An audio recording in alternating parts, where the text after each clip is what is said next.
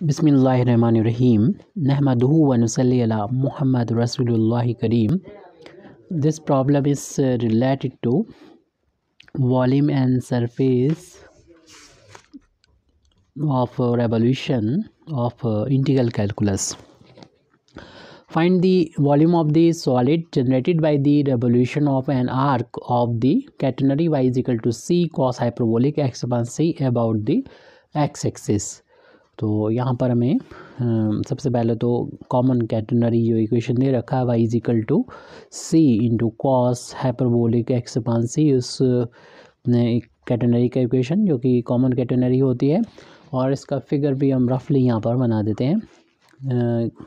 ये x axis है और ये डायरेक्ट्रिक्स होगी इस कॉमन कैटेनरी की, और जो वाई एक्सिस होती है वो एक्सिस ऑफ कैटेनरी होती है.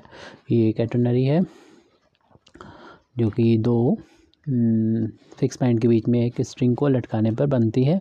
इसका लोवेस्ट पॉइंट जो वर्टेक्स होता है सी, इसके कोऑर्डिनेट 0, स्मॉल सी होते हैं क्योंकि सी इसके डायरेक्ट्रिक्स से यहाँ तक डिस्टेंस होती है.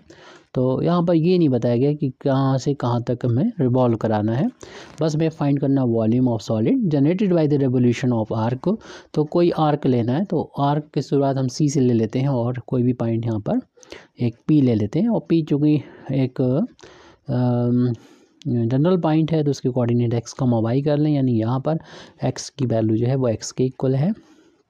तो इस पोर्शन को जब हम रिवॉल्व कराएंगे एक्स एक्सिस के अबाउट रिवॉल्व कराएंगे तो आपको देखना है जैसे कि आप ये रिवॉल्व जब होगा एक्स एक्सिस के अबाउट तो इस तरीके का एक सॉलिड फार्म होगा. इस सॉलिड का हमें जो वॉल्यूम है वो फाइंड करना है. तो वॉल्यूम का फार्मूला होता है pi y square into d x, और जिन लिमिट्स के बीच में इसको हम कर रहे हैं वाई एक्सिस पर एक्स की वैल्यू 0 होती है, यानी लोअर लिमिट 0 हो जाएगी.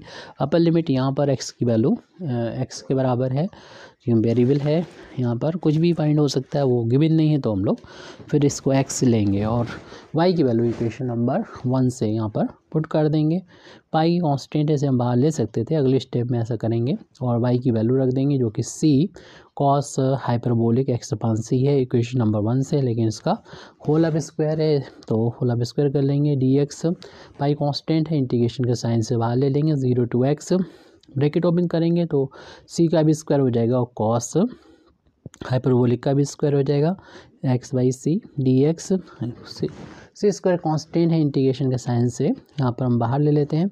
इंटीग्रेशन सिर्फ करना होगा कॉस हाइपरबोलिक स्क्वायर का, लेकिन हम लोगों को इसका कोई फार्मूला नहीं पता होता इंटीग्रेशन का कॉस हाइपरबोलिक का, तो हम स्क्वायर का नहीं मालूम होता है. तो हम स्क्वायर हटाने के लिए इस आइडेंटिटी का यूज़ करेंगे कि हम लोग जानते हैं कि कॉस हाइपरबोलिक 2z की जो वैल्यू होती है वो 2 cos hyperbolic square z minus 1, यानी सर्कुलर फंक्शन जैसा ही इसका फार्मूला होता है. यहाँ से हम कॉस हाइपरबोलिक z की वैल्यू निकालें तो 1 को तो ट्रांसपोज करना पड़ेगा, 1 plus cos hyperbolic 2 z is equal to हो जाएगा 2 कॉस हाइपरबोलिक z.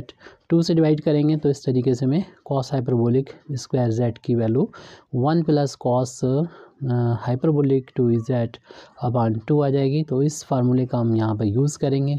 अपना z की जगह पर x अपान c है तो जो भी यहाँ पर होगा वो इधर ट्वाइस हो जाएगा, स्क्वायर ख़त्म हो जाएगा. तो वॉल्यूम जो हमें फाइंड करना था वो आ जाएगा पाई सी स्क्वायर 0 टू एक्स, इसकी वैल्यू हो जाएगी 1 प्लस कॉस हाइपरबोलिक जो भी एंगल है ट्वाइस हो जाएगी, यानी 2 एक्स अपान सी अपान 2 डी एक्स, और यहाँ पर 2 को बाहर कर देंगे तो v की जो वैल्यू है उसे बाहर ले लेंगे. तो v is equal to pi c square by 2 और इंटीग्रेट यहाँ पर कर लेंगे. तो इंटीग्रेशन जब करेंगे 1 का इंटीग्रेशन हो जाएगा और इसी तरीके से इसका इंटीग्रेशन हो जाएगा 0 टू एक्स और cos hyperbolic 2x by c d x, इन दोनों टर्म का अलग अलग इंटीग्रेशन कर दिया. 2 बाहर हो गया. 1 का इंटीग्रेशन हम लोग जानते हैं कि x होता है, तो v इज इक्वल टू, ये पहले से यहाँ पर चल रहा था पाई सी स्क्वायर बाई 2, उसको हम यहाँ पर लिख देते हैं 1 का इंटीग्रेशन x और इसकी लिमिट 0 to x अप्लाई करती है। दूसरे वाले टर्म का ये हम लोग इंटीग्रेशन करना है, तो कॉस का इंटीग्रेशन होता है साइन, कॉस हाइपरबोलिक का इंटीग्रेशन होता है साइन हाइपरबोलिक हो जाएगा। और यहाँ पर जो भी एंगल लिखा है 2x/c, तो बस ये ध्यान रखना है कि जो x का कोफिशिएंट है यानी x में कितने से मल्टीप्लाई हो रहा है 2/c से, तो इंटीग्रेशन जब करते हैं तो हमें उस कोफिशिएंट से यानी 2/c से डिवाइड करना होगा और यहाँ पर इसकी जो लिमिट है इंटीग्रेशन के 0 to x वो अप्लाई करना होगी पाई सी स्क्वायर बाई 2। और यहाँ पर हम लोग जानते हैं अपर लिमिट x रख देंगे माइनस लोअर लिमिट 0, ऐसे यहाँ पर भी करना होगा। उससे पहले जो कांस्टेंट है c डबल अपान में, तो c को ऊपर जाके इंटू हो जाएगा, अपान में 2 है, तो अपर लिमिट पूरे इसमें जहाँ पर भी हमें मिलेगा x वहाँ पर अपर लिमिट x लेना है, यानी कोई इफेक्ट नहीं पड़ेगा यहाँ पर। और फिर माइनस लोअर लिमिट जहाँ पर भी x मिलेगा वहाँ पर हमें 0 रखना है और ये पूरी वैल्यू फिर 0 हो जाएगी। और साइन हाइपरबोलिक 0 की वैल्यू 0 होती है, इसलिए ये 0 हो जाएगा। ओनली इतना ही बचेगा वो हम लिख लेंगे और हमारा आंसर आ जाएगा पाई सी स्क्वायर बाई 2। और चूँकि ये बचा हुआ है x प्लस का c/2 साइन हाइपरबोलिक 2x/c, और इस तरीके से हमारी ये प्रॉब्लम कंप्लीट हो जाती है। Thank you very much Indeed for listening me व आखिर दावाना अल्हम्दुलिल्लाहि रब्बिल आलमीन।